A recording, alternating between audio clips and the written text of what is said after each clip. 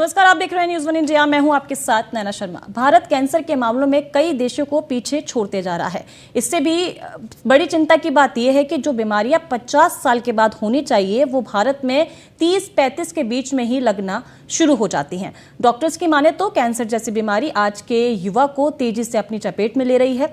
अगर देखा जाए तो पिछले 30 वर्षों में युवाओं में कैंसर के मामलों में 79% की वृद्धि हुई है। इतना ही नहीं, diabetes, heart disease, heart blood pressure, मोटापा, कैंसर जैसी नॉन कम्युनिकेशन डिजीज जैसी बीमारियां भारतीय युवाओं को तेजी से अपनी गिरफ्त में ले रही हैं। वहीं कैंसर जैसी खतरनाक बीमारी से कैसे बचा जाए और क्या क्या सावधानी बरतनी चाहिए, इस सब पर बात करने के लिए आज हमारे साथ स्टूडियो में मौजूद हैं डॉक्टर ब्रह्मजीत सिंह। सर, आपका क्या कहना है? स्वागत है पहले तो आपका बहुत बहुत न्यूज़ वन इंडिया में। और प्रोग्राम जो है स्वास्थ्य नाम इसका नाम है और इसमें आपका बहुत बहुत स्वागत मैं करती हूँ। डॉक्टर साहब, सबसे पहले मेरा सवाल आपसे ये है कि आज का युवा कैंसर जैसी बीमारी के शिकार सबसे ज्यादा हो रहा है और सबसे कम उम्र में हो रहा है। इसकी क्या वजह, आखिर ऐसा क्यों?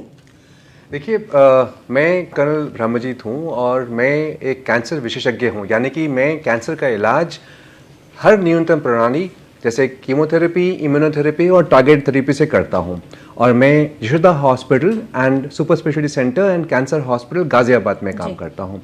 तो एक्चुअली हमने क्या देखा है कि लास्ट 30 ईयर्स में, 30 साल में जो कैंसर्स थे वो 79% जो है यंग पॉपुलेशन में बढ़ गए हैं। और भी स्टडीज़ हैं। इनफैक्ट एक ऑर्गेनाइजेशन है जिसको हम ग्लोबोकैन कहते हैं, जो 185 कंट्रीज़ में अराउंड 40 टाइप्स ऑफ कैंसर्स की स्टडी करता है। और उन्होंने भी अध्ययन पाया है कि उनके जो नंबर बोलते हैं कि कैंसर जो है वो पूरी दुनिया में तो फैल ही रहा है, इंडिया में स्पेसिफिकली बहुत ज़्यादा फैल रहा है। और उनका कहना यह है कि बाय 2050 हर हिंदुस्तानी के घर में एक कैंसर का मरीज होगा। तो ये युवा पॉपुलेशन में जो कैंसर तेजी से बढ़ रहा है, ऐसा क्यों है? इसकी क्या वजह है? देखिए, इसकी बहुत सारी वजह हैं और ये जो वजह हैं आप लोगों, बहुत लोगों ने आपको बताया भी होगा कि सीडेंटरी लाइफस्टाइल है, हम लोग फास्ट फूड खा रहे हैं, हमारा वर्क कल्चर चेंज हो रहा है, हमारा सिस्टम चेंज हो रहा है। लेकिन ऐसा एक्चुअली नहीं है। देखिए, आप युवा को ब्लेम कर रहे हैं, युवा अकेले ब्लेम नहीं है। आप ये समझिए कि खेती बाड़ी अब नहीं होती है तो अब काम क्या है? काम सीडेंटरी है, कुर्सी टेबल जॉब है। तो आप कहना कि हम टेबल जॉब कर रहे हैं इसलिए कैंसर बढ़ रहा है, देखिए एक कारण है, लेकिन हमें सोल्यूशन भी निकालना है इसका। तो इसका सोल्यूशन भी हमारे, जैसे अब मेरा कहना है कि जितने भी कॉर्पोरेट ऑफिसेज हैं जहाँ पे भी 100 से ज़्यादा लोग हैं तो उनको ऑफिसेज को प्रोवाइड करना चाहिए एक छोटा सा ट्रेडमिल, एक जिम।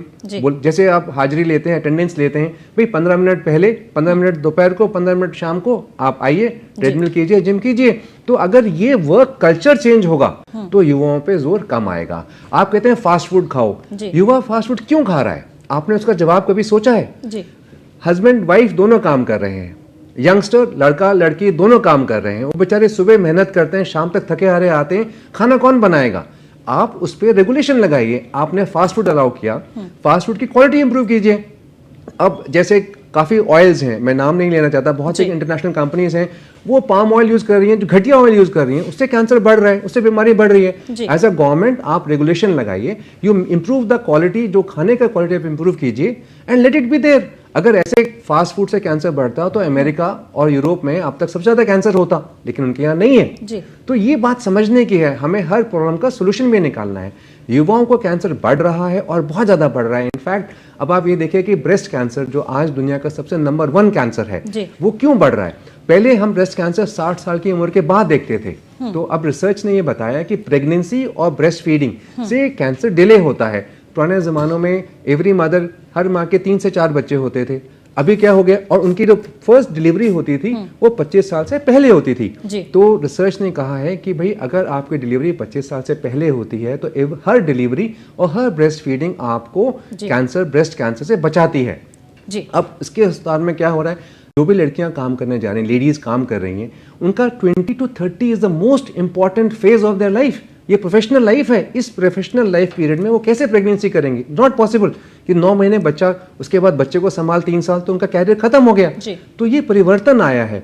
इस परिवर्तन को मद्देनजर रखते हुए गवर्नमेंट को स्टेप्स लेने हैं कि भाई जो भी लेडी अगर 20 साल से 30 साल की उम्र में है उनको आप मैटरनिटी लीव दो। सी टुडे कोई भी घर एक आदमी के खर्चे पे नहीं चलता है। And ladies, women are working today. They are everywhere. They are astronauts. They are everywhere. So why are you curtailing that? So हमें हर प्रॉब्लम का सोल्यूशन निकालना है. प्रॉब्लम हमें पता है कैंसर बढ़ रहा है. क्यों बढ़ रहा है? Sedentary lifestyle, stress and strain of service, fast foods and एक और बड़ा कारण है पोल्यूशन. जी, तो बेसिकली लाइफस्टाइल की बात करें तो अगर लाइफस्टाइल ठीक नहीं है तो उसकी वजह से भी कैंसर के जो है बढ़ रहा है लगातार. अच्छा, ये बताइए कि ऐसा क्या चेंज हुआ है जिसके कारण सभी यंग पीपल को टेंशन होनी चाहिए? क्योंकि देखा जाता है कि जो यंग बच्चे जो हैं आजकल के जो जनरेशन है वो बहुत टेंशन में रहती है, स्ट्रेस लेती है बहुत ज़्यादा. क्या बदलाव ऐसा हो गया? जो पहले के बच्चे बहुत खेलते कूदते थे और खुश ज़्यादा रहते थे, मिजाज उनमें जो था बहुत खुशी वाला था, लेकिन आजकल जो बहुत स्ट्रेस हो गया बच्चों को और यंग जनरेशन भी बहुत स्ट्रेस में रहती है. क्या ऐसी वजह है टेंशन उनको लेनी चाहिए? जी देखिए, बहुत से फैक्टर्स हैं. सबसे बड़ा फैक्टर क्या है कि अभी एक न्यूक्लियर फैमिली का कंसेप्ट आ गया है. जी. पुराने ज़माने में क्या होता था, दादा दादी नाना नानी होते थे, वो बच्चों को संभालते थे, हस्बैंड वाइफ जाके बाहर काम करते थे, तो बच्चों को संभालने का कोई होता था क्योंकि जॉब अपॉर्चुनिटीज रिस्ट्रिक्टेड थी. जी. आज की डेट में हमारे बच्चे अमेरिका पे जा रहे हैं, यूरोप पे जा रहे हैं, पूरी कंट्री में चेन्नई के लोग साउथ इंडिया के नॉर्थ इंडिया में आ रहे हैं, नॉर्थ इंडिया के लोग साउथ इंडिया में आ रहे हैं. तो अब पॉसिबल नहीं है न्यूक्लियर फैमिली, अभी कंबाइंड फैमिली होने के लिए. तो सबसे बड़ा स्ट्रेस जो हो रहा है कि बच्चों को संभालने के लिए कोई नहीं है. जी. हस्बैंड वाइफ काम कर रहे हैं, बच्चे अकेले हैं या दे आर गेटिंग स्ट्रेस्ड. तो दोनों एस्पेक्ट हैं ये तो हो गया एक कल्चरल फैक्टर. जी. इसके बाद सोशल फैक्टर्स भी हैं और मोस्ट इंपॉर्टेंट इकोनॉमिकल फैक्टर्स भी हैं. इसलिए आजकल महंगाई इतनी बढ़ गई है, एवरीबडी हैज़ टू वर्क. तो आप बोलिए स्ट्रेस होगा कि नहीं होगा? बिल्कुल. ऑप्शन ये है कि हाँ स्ट्रेस है, हम रिएक्टिव की जगह प्रोएक्टिव हो जाएं.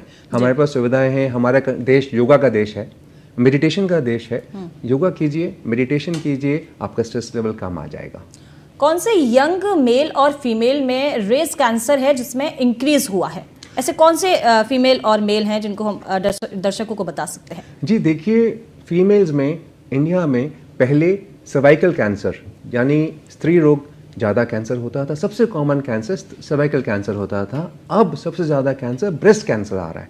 और ये ब्रेस्ट कैंसर क्यों हो रहा है? जैसे मैंने आपको बताया कि प्रेगनेंसी और ब्रेस्ट फीडिंग एक 8 से 10 साल का प्रोटेक्शन देते हैं कैंसर के अगेंस्ट. अगर आपकी प्रेगनेंसी 25 साल से पहले की है या आप ब्रेस्ट फीडिंग 2 साल करते हैं, बट अभी because of cultural change, lifestyle change, work conditions change, breast feeding नहीं होती है, प्रेगनेंसी नहीं होती है, ladies are getting pregnant after 30 years of age. तो उसके कारण ब्रेस्ट कैंसर आज की डेट में पूरे दुनिया में ही नहीं, इंडिया में भी नंबर 1 कैंसर है. उसके बाद बाकी कैंसर्स हैं. अभी मेल्स में पहले सबसे कॉमन कैंसर होता था और अभी भी है ओरल कैंसर, क्योंकि पान, तंबाकू, सिगरेट, बीड़ी, इनसे ओरल कैंसर बहुत ज़्यादा कॉमन होता है. लेकिन सबसे बड़ा परिवर्तन जो आया है वो लंग कैंसर में आया है. पहले लंग कैंसर सिर्फ उनको होता था जो स्मोकिंग करते थे, और उसका जो टाइप होता है वो स्क्वैमस सेल कार्सिनोमा हम लोग कहते थे कि सबसे common lung cancer squamous cell carcinoma है. आज की डेट में 80%, नियरली 80% जो कैंसर हो रहे हैं वो नॉन स्मोकर्स में हो रहे हैं. लेडी ने कभी स्मोक नहीं किया, लंग कैंसर हो गया. तो वो चेंज क्यों आया? अब उसके लिए बहुत सारे कारण हैं, और सबसे बड़ा कारण जैसे हम सब जानते हैं पोल्यूशन है. और ये पोल्यूशन मल्टीपल लेवल्स में हो रहा है. आपका पानी पोल्यूटेड है, आपकी हवा पोल्यूटेड है, आपकी ज़मीन पोल्यूटेड है. तो इसके कारण ये कैंसर्स और बढ़ते जा रहे हैं. तो डॉक्टर, कैंसर में लाइफस्टाइल का, फास्ट फूड, स्ट्रेस का क्या रोल है? देखिए, लाइफस्टाइल में सबसे इम्पोर्टेंट जो साइंस ने बताया है, टेक्नोलॉजी ने बताया है कि एडुकेट बॉडी वेट, यानी हम अपना वेट जो है अगर अपने बॉडी मास इंडेक्स के हिसाब से रखेंगे तो कैंसर के चांसेस कम रहते हैं. तो इसलिए लाइफस्टाइल में एक्सरसाइज का बहुत बड़ा रोल बताया गया है. और ये भी बताया गया है कि इंटेंसिटी ऑफ एक्सरसाइज जरूरी नहीं है, it is the duration of exercise. यानी आपको 45 मिनट रोज अगर आप एक स्ट्रेच में नहीं कर सकते हैं तो आप 15 मिनट या 20 मिनट सुबह कर लिया, 15 या 20 मिनट की वॉकिंग भी अगर आपने कर ली तो आपका कैंसर का इंसिडेंस कम हो जाएगा. योगा अगेन बहुत बेनिफिट देता है. योगा अगर आप करेंगे तो आपकी बोन्स, मसल्स सब स्ट्रेच करके रहेंगे और आपका कैंसर का इंसिडेंस कम हो जाएगा. फास्ट फूड में बहुत सी चीज़ें ऐसे हैं जो हमें मालूम हो चुका है कि इनसे कैंसर होता है. जैसे पाम ऑयल है, ये लोग यूज़ करते हैं, जो सब स्टैंडर्ड प्रोडक्ट्स यूज़ कर रहे हैं. और रिफाइंड ऑयल्स हैं, इनमें काफ़ी होते हैं जो डिहाइड्रोजनेटेड ऑयल्स होते हैं, जो लोग तलने में यूज़ करते हैं, बारी बारी तलते हैं. इनफैक्ट अभी तो एक स्टडी आई है, वो ये भी कहती है कि जो चाय आप पीते हैं वो गर्म चाय से भी कैंसर होता है। गर्म चाय से सिर्फ कैंसर होता है या चाय को अगर हम प्लास्टिक में पीते हैं तो वो ज्यादा असर करता है? जी, आपने बहुत ही अच्छा टॉपिक बताया प्लास्टिक का। इनफैक्ट मैं एक कैंसर अवेयरनेस क्रूसेडर हूँ और मैंने बहुत से वीडियोज भी बनाए हैं कि हमने अपनी जिंदगी सिर्फ 20 रुपए के लिए, सिर्फ 20 रुपए बचाने के लिए अपनी जिंदगी ताव पे लगा दी है। और ये 20 रुपए क्या है? जो आप प्लास्टिक के प्रोडक्ट्स यूज करते हैं, आपका जो भी चीज है वो डिस्पोजेबल है और आप इस 20 रुपए बचाने के लिए अपनी जिंदगी ताव पे लगा रहे हैं। कुछ ही साल पहले एक स्टडी आई थी, नीदरलैंड्स में ये स्टडी हुई थी और उन्होंने ब्लड के अंदर, खून के अंदर प्लास्टिक के मॉलिक्यूल्स, नैनो पार्टिकल्स मिले उनको। फिर उन्होंने दूसरी स्टडी की और उन्होंने पाया कि अराउंड 70% जो लेडीज प्रेग्नेंट थी उनकी वूम्ब में, उनकी माँ की कोख में, प्लेसेंटा में प्लास्टिक के मॉलिक्यूल्स मिले हैं। अब आप अंदाजा लगाइए, माँ की कोख से पवित्र कोई चीज नहीं है, वहां तक प्लास्टिक के कण पहुंच चुके हैं। अब माँ की कोख में होता क्या है? एक जाइगोट एक बनता है जो स्पर्म और ओवा के फ्यूजन से बनता है। वहां पे हर सेल बन रहा है और हर सेल में अगर पहले सेल के अंदर प्लास्टिक चली जाएगी तो जितने भी सेल बनेंगे उन सब में प्लास्टिक जाएगी। और प्लास्टिक क्या करेगी? जो हमारा डीएनए है, हमारा जो डीएनए होता है न्यूक्लियस के अंदर, डीएनए से बाइंड करेगी। तो जब बच्चा बनेगा, या तो बच्चे के अंदर जब माँ के पेट में है, ड्यूरिंग दैट प्रोसेस, वो 9 महीने के अंदर उसको एक कैंसर नहीं, मल्टीपल टिश्यूज में कैंसर होगा। और जब वो बच्चा बाहर आएगा तो आप अंदाजा लगा सकते हैं। इसीलिए मैं कहना चाहता हूं कि भारत में जो ग्लोबोकैन है, उन्होंने कहा एक सुनामी आने वाली है कैंसर की, क्योंकि आज की डेट में यह जो प्लास्टिक है ये कहां कहां तक पहुंच गया है, इसका आप अंदाजा नहीं लगा सकते। डॉक्टर साहब, कैंसर के लगातार जल्दी से बढ़ने में क्या पॉपुलेशन का भी इफेक्ट है? वाटर, एयर और सॉइल पॉपुलेशन का भी, पॉल्यूशन का भी इफेक्ट है? जी बिल्कुल इफेक्ट है। जी देखिए, क्या होता है, एक प्रोसेस हम कहते हैं बायो मैग्निफिकेशन या bio amplification and bio concentration. अब एक सिंपल सा मैं आपको एक उदाहरण देता हूं।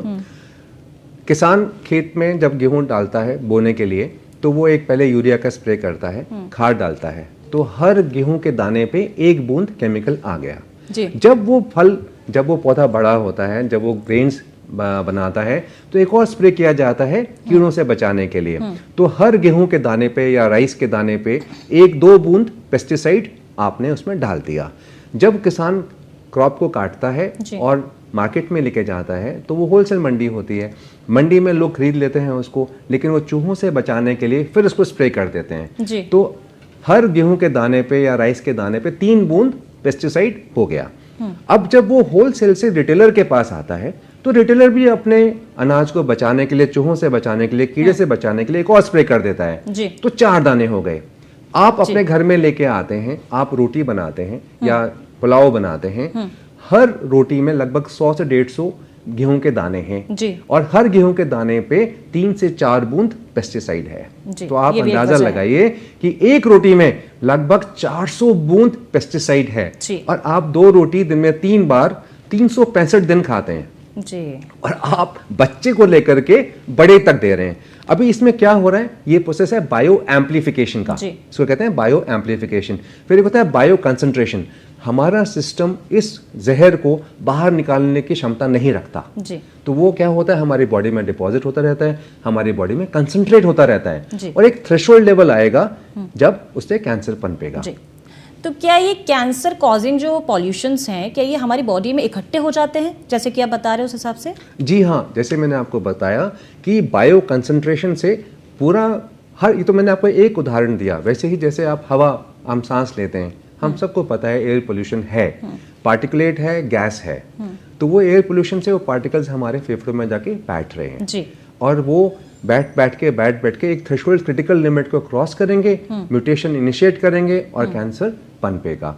तो पानी में भी पोल्यूशन है। अगर आपको याद हो, आज से 10-15 साल पहले एक बहुत बड़ा इशू हुआ था कि सॉफ्ट ड्रिंक की बोतल में पेस्टिसाइड्स का लेवल बहुत हाई पाया गया था और वो इसलिए पाया गया था क्योंकि जितनी भी ये सॉफ्ट ड्रिंक्स की जो कंपनियां जो बनाती हैं, इनको ग्राउंड वाटर चाहिए होता है। ग्राउंड वाटर माने जो किसान पानी इस्तेमाल करता है खेतों में, इसलिए बड़ी इंडस्ट्री, इनको 10,000 लीटर्स ऑफ पानी एक दिन में चाहिए होता है, तो ये खेतों में, शहर के बाहर होती हैं। अब आप अंदाजा लगाइए कि ग्राउंड वाटर में पेस्टिसाइड्स का लेवल इतना हाई है, कैसे हुआ? पिछले 100 साल से किसान बेचारा मेहनत करता है, तो कीड़ों से बचाने के लिए स्प्रे करता है, तो वो सॉइल कंटेमिनेशन हो रहा है, सॉइल से ग्राउंड वाटर में जा रहा है और वही ग्राउंड वाटर हम निकाल के पी रहे हैं। तो इसीलिए हमारा पानी भी प्रदूषित है, हमारी हवा भी प्रदूषित है और हमारी ज़मीन भी प्रदूषित है, इसलिए कैंसर बढ़ रहा है। इसमें एक चीज़ और आपको समझनी है कि हर एज पे, जैसे अगर आज मेरी एज के हिसाब से जो मुझे पोल्यूशन पे एक्सपोजर हो रहा है, उतना ही सपोज कीजिए 1200 पार्टिकल पोल्यूशन हवा में हम सूंघ रहे हैं, एक 5 साल का बच्चा भी उसी लेवल पे एक्सपोज हो रहा है। तो आप अंदाज़ा लगाइए वो अगले 5 साल में और मैं अगले 5 साल में, वो इतनी छोटी उम्र में इतना हाई लेवल एक्सपोजर हो रहा है, तो उसको कैंसर तो होना ही है। जी डॉक्टर साहब, एक सवाल मैं और यहाँ पे करना चाहूंगी कि हमने सुना है कि इलेक्ट्रिसिटी का भी कैंसर के साथ कोई रिलेशन है, क्या रिलेशन है इलेक्ट्रिसिटी और कैंसर का? जी, आपने बहुत ही वैलिड, बहुत ही अच्छा सवाल पूछा। ये एक ऐसी चीज़ है जो आपको कोई नहीं बताएगा, आपको किसी मीडिया पे नहीं मिलेगा, कोई जिक्र भी नहीं करता है इसका। एक सिंपल सा मैं सवाल आपसे पूछता हूँ, इलेक्ट्रिसिटी मतलब क्या? मतलब बल्ब, एलईडी, पावर, ये आती कहाँ से है? इसके लिए प्रोसेस क्या है? देखिए, बिजली इंडिया में आज की डेट में मोर देन 70%, 70% से ज़्यादा बिजली आपकी थर्मल पावर प्लांट से आती है। थर्मल पावर प्लांट, मार्क कीजिएगा, हमारे पास न्यूक्लियर पावर प्लांट नहीं है, एक ही है। हाइड्रो इलेक्ट्रिक प्लांट्स बहुत लिमिटेड हैं। तो आपकी बिजली कहाँ से आ रही है? आपकी बिजली आ रही है थर्मल पावर प्लांट से। आप एनसीआर में जाइए, आप देखिए रात को चकाचौंध चांदनी है, नियॉन लैंप्स ऑन है, दुकानों के शटर सब जगह लाइट ही लाइट ऑन है, मल्टी स्टोरी बिल्डिंग्स हैं, मल्टी स्टोरी बिल्डिंग्स में ग्लासेस लगे हुए हैं, उन्होंने 15 फ्लोर्स 20 फ्लोर्स की लाइट ऑन छोड़ी हुई है। क्या दिखा रहे हैं वो लोग? वो ये बात समझ नहीं रहे हैं कि जो बिजली वो इस्तेमाल कर रहे हैं, यह बिजली थर्मल पावर प्लांट से आई है। आप कहते हैं एयर पोल्यूशन, मैं कहता हूं जो पूरे एनसीआर की गाड़ियां एक महीने में धुआं निकालती हैं, थर्मल पावर प्लांट एक दिन में वो धुआं निकालता है। जी, बड़ी बात है। डॉक्टर साहब, एक हमारी यंग पॉपुलेशन के लिए कोई ऐसा मैसेज दे दीजिए पॉपुलेशन, जिससे हम लोग ये सावधान हो पाएं और लोग समझ पाएं कि कैसे इस घातक बीमारी से अपनी रक्षा करनी है। क्या मैसेज देना चाहेंगे? देखिए, दो बहुत इंपॉर्टेंट पहलू हैं, एक प्रिवेंशन और दूसरा अर्ली डिटेक्शन। जी, प्रिवेंशन में प्लीज़ अपनी ज़िंदगी से प्लास्टिक निकाल दीजिए। मैं बहुत बार देखता हूँ, बच्चे हैं, स्कूल की बॉटल प्लास्टिक की, वर्किंग यंग पीपल प्लास्टिक की बॉटल लेके कैरी कर रहे हैं, टिफ़िन प्लास्टिक का, घर में खाना रखा जा रहा है प्लास्टिक के बर्तनों में रखा जा रहा है। आप सब्जी लेने जाते हैं तो प्लास्टिक की थैली, आप शोरूम में लेने जाते हैं तो आप शोरूम वाले से इंसिस्ट करते हैं कि हमें कैरी बैग दे दीजिए।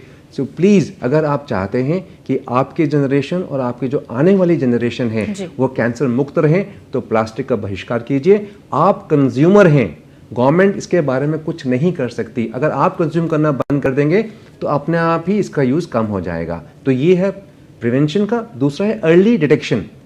अर्ली डिटेक्शन का मतलब ये है कि इससे पहले कैंसर चौथी स्टेज में पहुंचे, हम उसको स्टेज 1 और स्टेज 2 में ही डायग्नोज कर लें, और उसके लिए आपको एनुअल हेल्थ चेकअप ज़रूरी है करना। तीसरा, वैक्सीनेशन। बहुत से कैंसर्स ऐसे हैं, स्पेशली लेडीज़ में, जो हम सर्वाइकल कैंसर को बचा सकते हैं सिर्फ एक वैक्सीन के डोज दे करके। हेपेटाइटिस बी की वैक्सीन लगा के हम लिवर कैंसर से बचा सकते हैं। तो अगर आप ये 3 चीज़ें करेंगे, यानी कि सबसे पहले तो अवॉइड करें प्लास्टिक, नंबर 2 पोल्यूशन कम करें, बिजली का उतना ही यूज करें जितना जरूरी है। अगर हर हिंदुस्तानी एक दिन में 2 बल्ब ऑफ रखे, आप इमेजिन कीजिए हमारी पॉपुलेशन कितनी है, हम कितना बड़ा चेंज ला सकते हैं। थर्मल, हम सब कह रहे हैं कि अर्थ गर्म हो रही है, वो भी नहीं होगी, प्रिवेंशन भी हो जाएगा और अर्ली डिटेक्शन भी हो जाएगा। ठीक है, बहुत बहुत धन्यवाद आपका। तो देखा आपने कैंसर जैसी खतरनाक बीमारी किस तरह युवाओं को अपनी चपेट में ले रही है। हमारे साथ जुड़े डॉक्टर ब्रह्मजीत सिंह ने भी इस बीमारी के बारे में बताया कि कैसे कैंसर से बचा जा सकता है। तो इन सब बातों का आप ध्यान रखें और अपनी सेहत पर फोकस जरूर करें, स्वस्थ रहें, अपनी सेहत का ख्याल रखें और कई सारी स्वास्थ्य से संबंधित जानकारी के लिए हमारा खास कार्यक्रम स्वास्थ्यनामा देखते रहें।